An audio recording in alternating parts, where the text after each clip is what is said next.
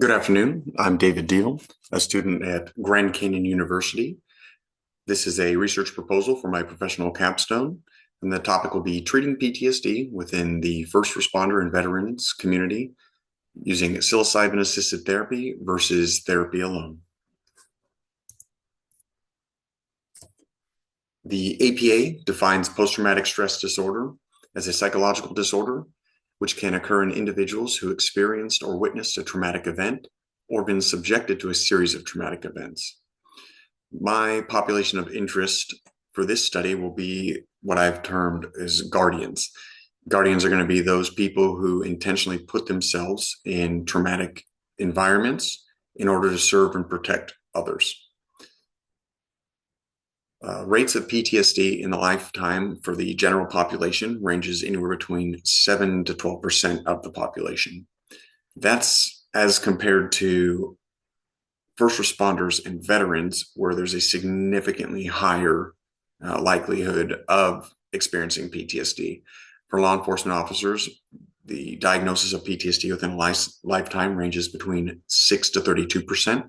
For firefighters, it's 17 to 32%. And for EMTs and paramedics, it's 9 to 22% per Lewis Schroeder et al. In the veteran community, per the National Center for PTSD, the population ranges between 3 to 29%.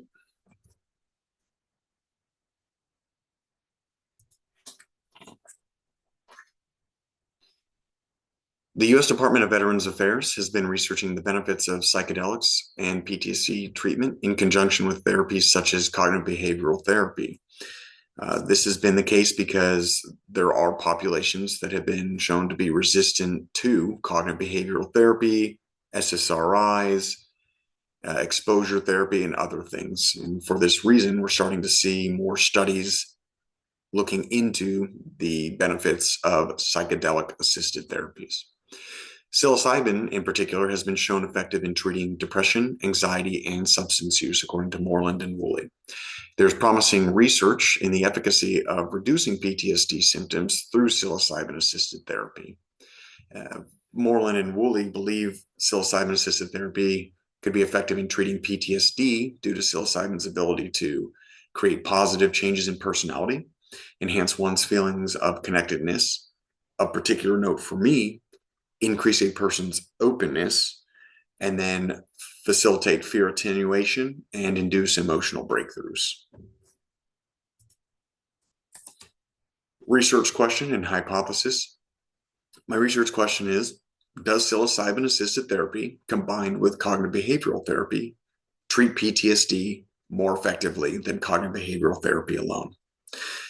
My prediction is it will not only affect PTSD more effectively, it will not only treat PTSD more effectively, but it will also treat other common mental health disorders that are found in conjunction with PTSD, such as depression, anxiety, and substance use.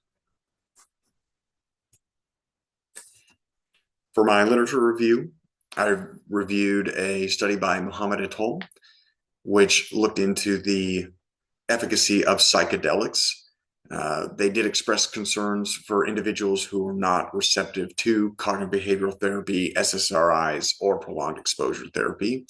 And they believe that the psychedelic assisted therapies might be of benefit to those populations.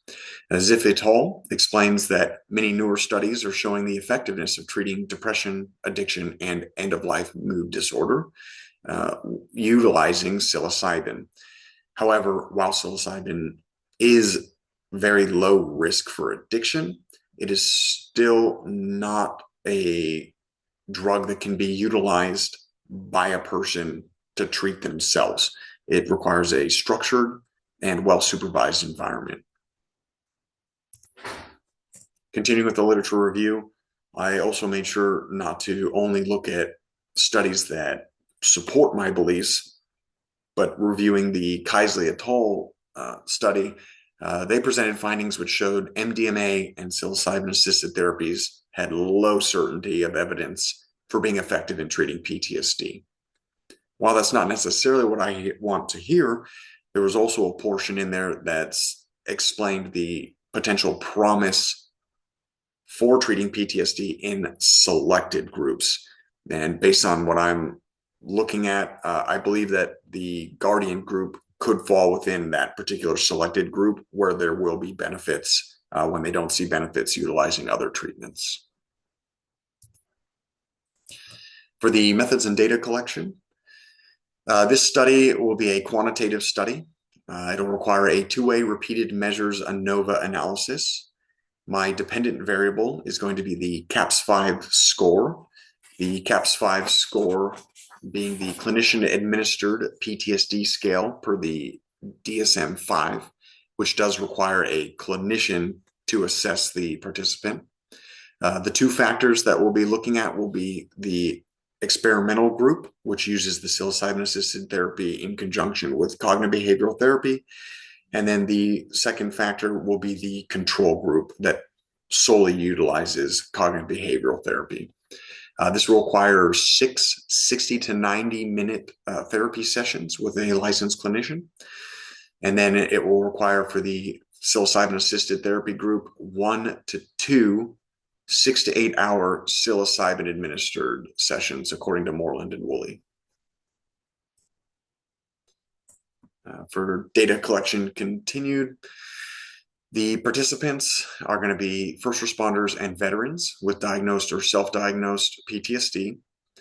They will be required to review an informed consent where it'll speak to cognitive behavioral therapy, the potential side effects for psilocybin use, and it'll speak to the anonymity for participating in the study. And then all interviews and psilocybin assisted therapy, it will be administered by licensed clinicians to help further protect the safety of our participants. And then the participant pool will be pulling from California Guardians. For this reason, the reason for that for me is California has been having a very big push when it comes to treating veterans and first responders' overall wellness throughout the lifetime of their career. You're seeing that in the academies for law enforcement, firefighters, EMTs, paramedics. And then in addition to that, we have annual meetings for Chiefs of Police Association, the Firefighter Chiefs Association, the Sheriffs of California Association, and being able to contact those groups, present the research proposal to them. I expect that we'll very easily be able to reach the sample size that I'm looking for, which will be 100 participants of Guardians throughout the state of California. For the hypothetical findings, I expect to see improvement in the CAPS-5 scores in both groups, in the control group and in the psilocybin-assisted therapy groups. And then, however, like I had said, there will be 3 measurements for the CAPS-5 group. You'll have the pre-trial CAPS-5 measurement. You'll have the immediate post-trial CAPS-5 assessment. And then we're looking to have a 12-month follow-up CAPS-5 assessment as well. I expect that the two-way repeated measures ANOVA will show significant benefit in the reduction of the CAPS-5 score at that 12-month follow-up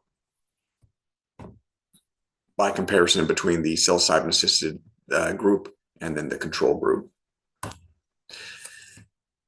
This will continue with my hypothetical data. This is the spreadsheet that I'll be utilizing to enter into SPSS.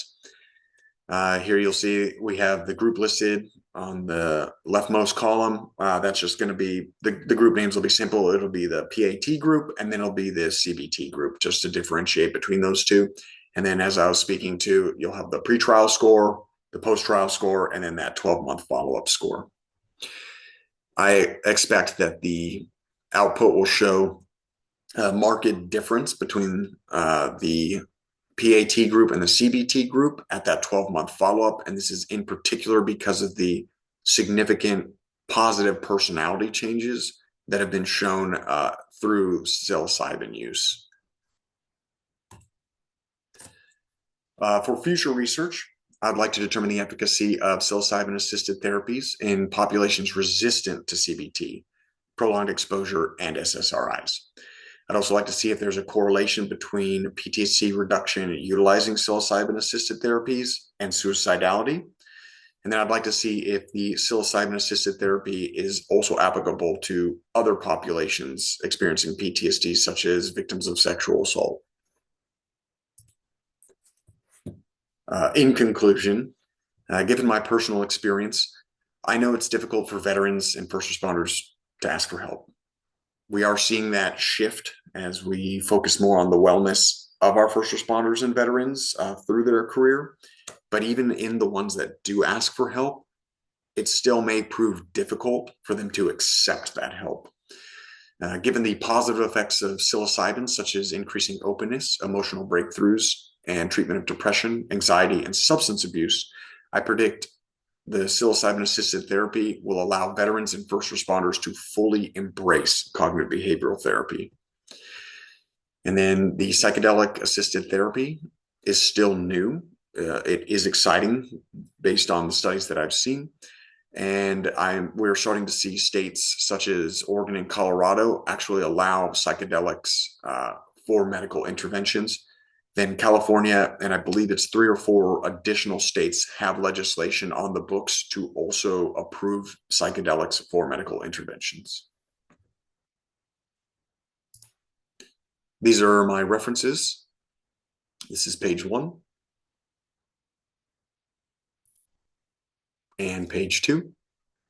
And at this time, I'd like to give a shout out to Christy Elrod, who reviewed my initial rough draft research proposal. The product that you see today is significantly better and benefited from her review, and I greatly appreciate that. Thank you for your time. I hope this was informative. You have a nice day.